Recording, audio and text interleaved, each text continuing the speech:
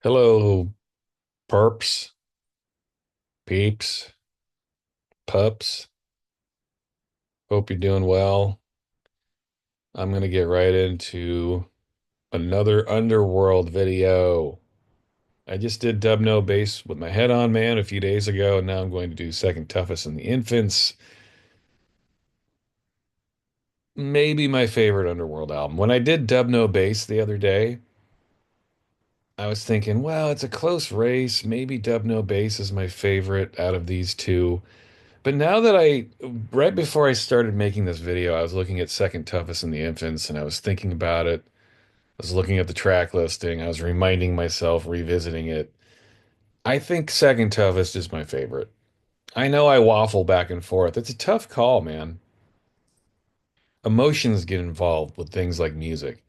Dub No Bass was the first MK2 Underworld album. And so it's very exciting. I think of it in a nostalgic way, having been a big Underworld fan at the time, and when Dub No Bass dropped, it was such a big album, man. But when I look at Second Toughest, what was really cool about Second Toughest was it was the first Underworld MK2 album of all brand new material. I explained in my Dub No Bass video that the one disappointment with Dub No Bass was a third of it was previously released material. We'd all heard it. And so it was a bit of a disappointment. Skyscraper had come out before, Cowgirl had come out before, and then Mother Earth had been released before. And Mother Earth was a pretty weak way to end the album. Mother Earth was already a very dated song, and then they threw it on the end of the album. I know most people hadn't heard it. It still wasn't a great song. One of the weak points of the album for sure. But us fans had already heard a big portion of it. Second Toughest dropped. Wow. Yeah, it's been that long. Holy crap. Oof. Almost 30 years ago, y'all. Where does the time go? When this album dropped, it was all new material. As you can see, it was 73 minutes of brand spanking new music. None of us had heard any of this. It was all new. And really, Underworld had only put out one release in 1995, which was the Born Slippy 12 inch. And I remember thinking, I hope they don't put Born Slippy on their next album because we don't want rehashed material. We want new material. And they did that. They were good enough to do that. They gave us a full album of brand new stuff. And it was awesome. There's not a weak spot on this album. I really, truly think after thinking about this and reevaluating, this is their best album, second toughest. The things you hear on this record are so amazing. It's so varied, tight production, the tightest, some of the most uplifting songs, some pretty dark sounding songs. This was Underworld, the trio of Emerson, Smith, and Hyde. This is their best record. And in my opinion, the trio with Emerson was the best lineup they ever had. And so I do think that Second Toughest is their best release, period. Album, 12 inch or otherwise. Absolutely wonderful record. And again, you get all kinds of styles on this record. With Dub No Bass, it's pretty much all house and techno with some down tempo, I don't know, even pop stuff like Mother Earth, for example. That song's just kind of a pop song. Doesn't really fit on that album, to be frank. And I always thought it was a very weak ending to that album. This record just flows, man. It pops right off the bat. It pops off with this trio of songs. I mean, it's all one song, but it's divided up into parts. But this track is just one long, extended, hard techno track, and it ends off with this version of Carl Hyde, rattling off the colors of cars. I think I remember reading an interview at the time with Carl Hyde. He's just At the end of that song, you hear him say red, blue, green. He's just looking at cars and naming off the colors of the cars. I will say, like, I know Carl Hyde's lyrics are just gibberish. It's just nothing. I know that people make a lot of his lyrics. I've always thought of his lyrics to be kind of stupid. I know that's the point, I guess. People have people have unnecessarily exalted his lyrics to some level of high art or something. I've always thought of his lyrics to be pretty dumb, honestly. Like he's got a really cool voice and delivery, so I hear his voice as just an instrument. I don't really care about his lyrics because they are just gibberish. And they can be funny, like go listen to Skyscraper, I Love You. The Pawn Dogs and I See Elvis and I hear God on the phone. I don't know. I think people you can take any piece of art and turn it into something it's not, and it becomes something else. That's the cool part of art. I've always seen Hyde's lyrics to be kind of silly. That's just my opinion. His lyrics on this album are just as silly as anything he ever did. But that's not the strong point of the album to me. What makes this album really coalesce and come together is the music, man. And I definitely, Smith and Emerson are the two, they're the ones that are spearheading the intensity of the music of this album. And the music on this album is phenomenal. This lead off track. I mean, guys, you Underworld fans out there, is Juanita, is this opening song the best thing they ever did or what? Those of us who are massive fans and paying attention to all the remixes, again, like I talked about the importance of the remixes in the Dub No Bass video. I did a separate video talking about nothing but Underworld remixes. Those early remixes were great. This period where they're entering into their twilight of their remix era, but they're still pumping out remixes for bands like Depeche Mode and Dread Zone that were just fucking fantastic. They were still pumping out the remixes at a great pace. They did a couple of remixes for Chemical Brothers that were fantastic, man. Model 500. I'm talking about some of their later remixes. So those are still coming out at this time. I still remember going and picking this record up. Let's look at the cover. This is the version I have. I have the original UK vinyl on Boyzone. So that's the one I have experience with. This is the one I've got. Very cool artwork, by the way. Same with Dub No Bass. One of you pointed out that Dub No Bass has fantastic artwork, and you're right. I agree with you. I should have mentioned that, and I didn't mention it, but really cool artwork. They definitely think about their packaging very much so. This is an excellent pressing, by the way. It's got like thick card inner sleeves, like thick cardboard, it's a quality release. When you hold it in your hands, it's quality. I remember getting that quality record and taking it home and dropping the needle down on it. I got this the day it came out, yo. I was there, day one. Got this album home, dropped the needle down. This song fucking knocked me on my ass. I was like, holy shit, this could be the greatest thing that Underworld has ever done, and I still feel that way. When I pump this song in my car or on my headphones, it hasn't aged a day. This is one of the best, arguably the best Underworld moment. This first cut, Juanita. It's split into three tracks, but it's pretty much one song. Just a fucking awesome song, man. Underworld at their very best. I still remember hearing this for the first time and I was just blown away. I was like, man, these guys are at the peak of their powers right now. You go to the next song, this band style. Again, it's kind of divided into two, but it's kind of melded into one song. It starts off, it's drum and bass, man. And right away, in 1996, drum and bass and jungle was a huge thing. And I remember initially thinking, huh, is this gonna work? Can this work? Underworld kind of going into a new genre here. It works. Band style is a fucking beautiful song.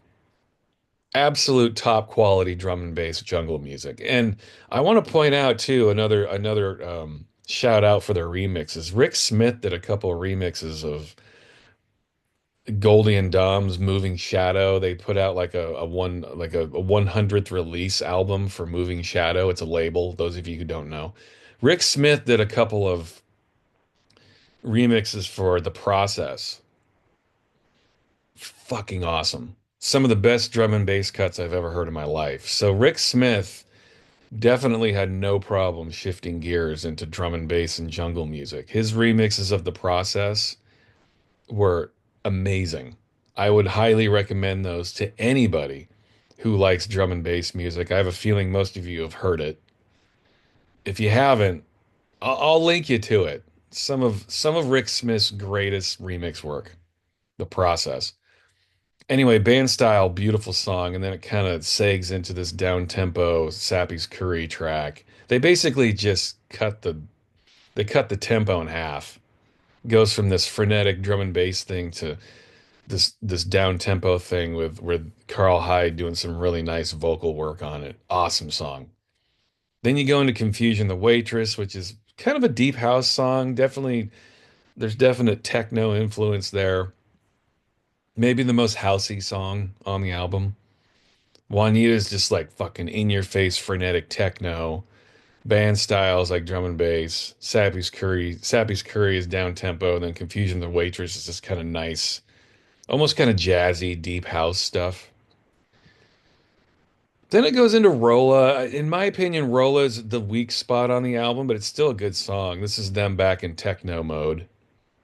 They released that as a promo 12-inch too, which I have. I'll go into the singles, of course, because you always have to consider the singles when it comes to Underworld in this time period.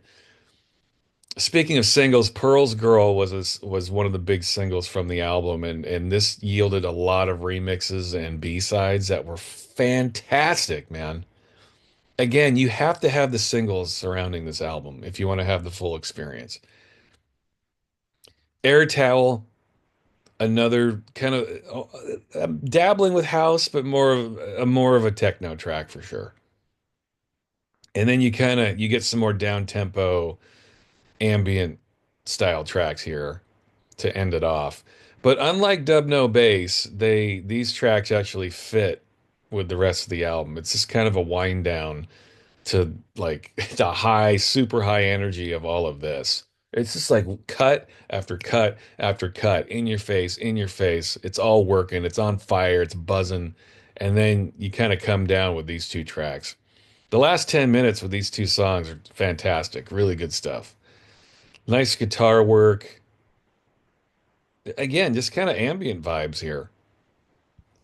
Really a beautiful album. Second toughest. Underworld fans, am I wrong about this? Second toughest, and at least in terms of their albums, I think this is their best album.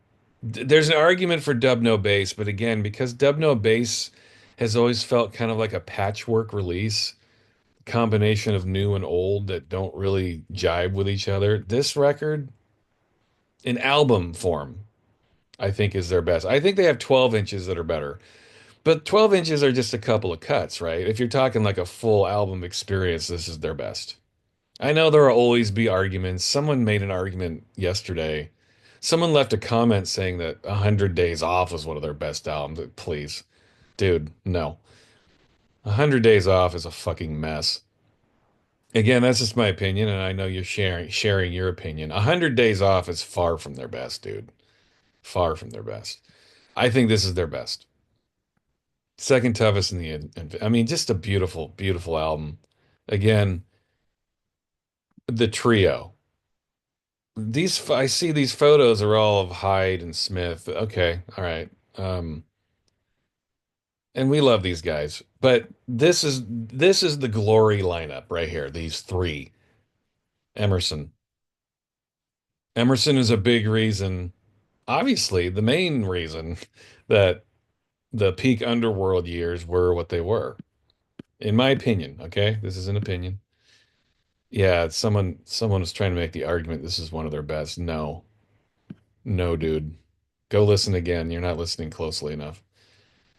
So let's get to the singles. This is the fun part. Now, Born Slippy came out in 1995. This is really the only single they put out between Dub No Bass and Second Toughest and the Infants. I will show the version I have. I have the US version on Wax Tracks. This is significant, I think, because it has Telematic on it. The UK release didn't have this. It had it on the CD, I think, but they didn't put it on the vinyl. Wax Tracks did. Thank you, Wax Tracks. We appreciate you. They put them all on there. And look at this cover. One of the most unexciting covers of all time, but it's still interesting because of the music on it is so fucking awesome. This is the one I have, so this is what I'm talking. God damn, $104? Man, I'm not going to get off on a tangent, but I have stopped buying records. Like I am protesting buying records right now. I know it's hard to believe, those of you who've watched my channel for a long time, but prices on records now are so obscene. Like record collecting has become a rich person's game, and I'm not interested in playing anymore. It's absurd. Even new records, you can't get new records at a good price anymore. But that's another video. I do kind of plan on making a video about that too. This record pricing and the grifting game that it's become. Anyway, this 12-inch came out in 1995. This Born Slippy cut, the original version right here, Born Slippy, is amazing.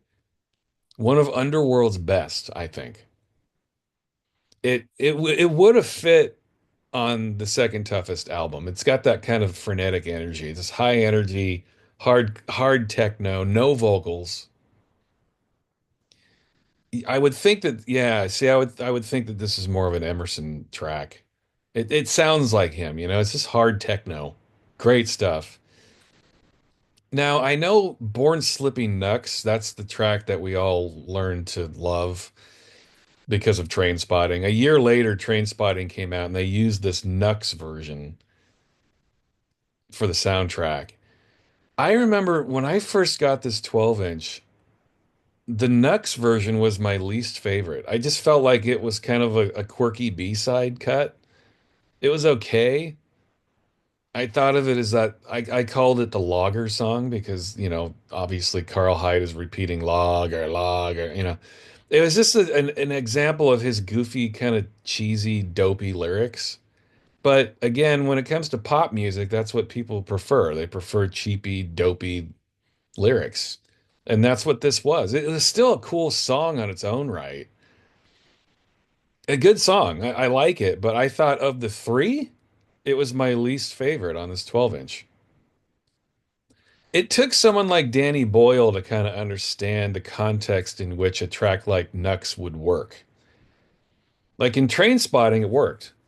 As it's playing over those end credits, and Renton is talking about how he's become a brainless consumer and how he's enjoying it, and as he's walking into the sunset and the credits roll, like that's how Nux works. When I watch it in the context of Train Spotting, it's brilliant.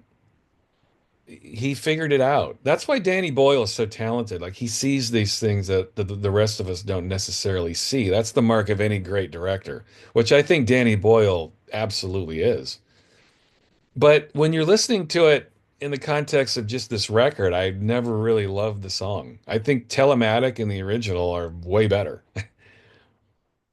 I'm more of a techno guy though. When I hear Carl Hyde's vocals pop up, it doesn't always it's not always a good thing for me.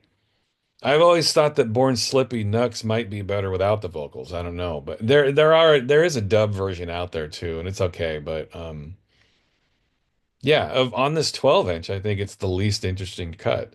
On the Train Spotting soundtrack, I think it's one of the most interesting cuts.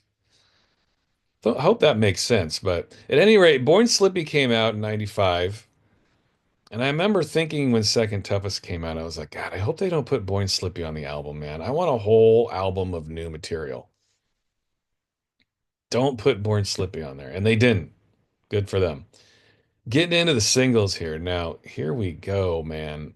Actually, no, wait. Let me go back to Born Slippy. They released, I have a triple A triple pack. Is this the one? It's got kind of like a yellowish cover. Yeah, this one.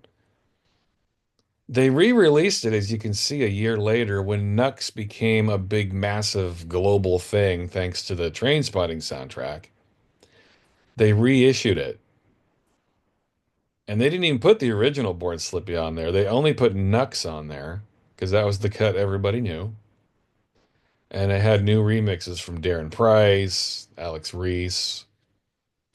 Honestly, these remixes I've never been a fan of. The best cut on here is the Deep Pan mix, which is an Underworld mix. And when you're talking about Underworld, you see that it's like this Deep Pan is connected to Nux, but it's not. It's a totally different cut. It's a totally different track. When Underworld did a remix, it was like completely different. It was a rewritten, reproduced track. It was a song that could hold its own. God, I hate Discogs, by the way. You go back and it takes you down lower on the page and it doesn't take when you scroll back, it puts you on a different spot and it doesn't necessarily put you back on the page you previously were on. Like their page here is just their inventory pages here, not inventory, but their release pages.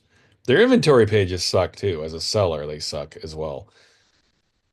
Anyway, I'm not going to get into that. Those of you who watch my channel know I have a history with Discogs and it's not all positive. But anyway, they would later release Pearl's Girl, which also is a triple pack. I have this promo. It has this 14996 version on it, and then it has this extended version of Rolla. This is worth getting because this Rolla version is different. The one on the album is only like 6.5 minutes, but you get a 8.5 minute version here, slightly longer. And then you get this 14996 version, which is awesome. Again, you would think it's a remix because they're connecting it to Pearl's Girl, but it doesn't sound like Pearl's Girl at all. Pearl's Girl is kind of like a hard jungle track. A lot of these remixes are just straight up techno versions. I have that, and then I know I have a triple pack of this. I know I do. Where is it? There it is. Germany. Did it not come out in? Oh, I always thought it was UK. I guess it's a German release. Huh. Okay. Hey, you learn something every day. I have this one. Three records. And look at this lineup. I mean, it's all new cuts. Oik Oik, Pearl's Girl, Carp Dreams, Mosaic, Cherry Pie, Deep Arc. All of these are great songs. All of them. I mean, when they put out a single at this time, you basically got a whole album's worth of material and new stuff. These are all unique cuts. And you don't get that 14996 track on here. So you got to get that's arguably the best song out of all of these. So you got to go get that promo. Yeah, so you get 45 minutes of shit here. They just they just were serious about their releases and their quality. And again, the artwork sucked you in. The original cuts, there just didn't seem to be an end to this stuff, and we loved it. We loved it. Of course, we would learn after this era, they kind of, in my opinion, they started going downhill again, just an opinion. But after this, they stopped doing remixes. They stopped putting out a bunch of singles like they had always done that had a bunch of like original material on them. Their singles like this Buku Fish era. It was all remixes, and they were bringing in outside parties to do their remixes. Like they weren't necessarily doing their own remix work as they had done in the past. So anyway, I'll cover all of that when I do the Buku Fish video, and I will do a Buku Fish video. But I think this second toughest, this was the last bit of brilliant, truly brilliant releases that Underworld would ever put out. Opinions. My opinions. That's all it is opinion.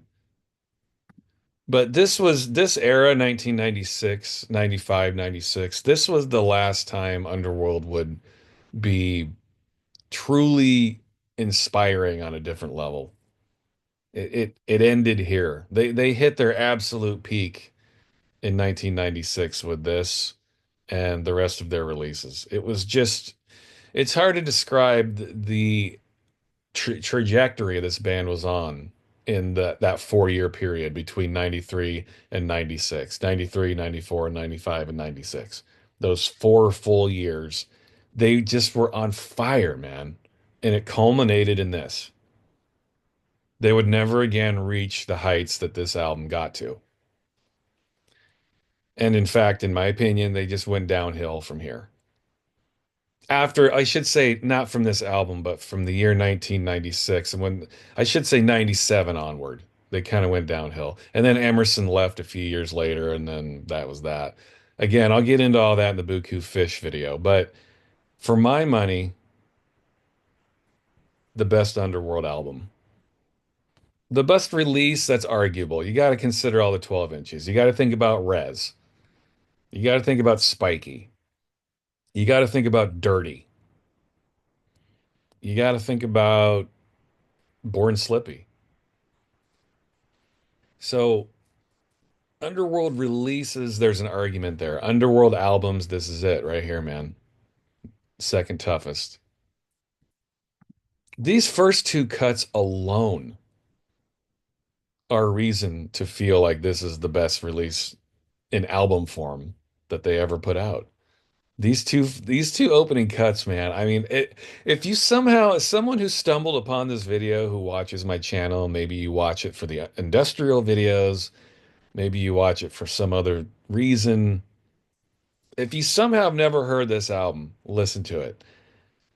And trust me, you'll be listening to these two opening cuts on repeat for days. I remember that's what I did.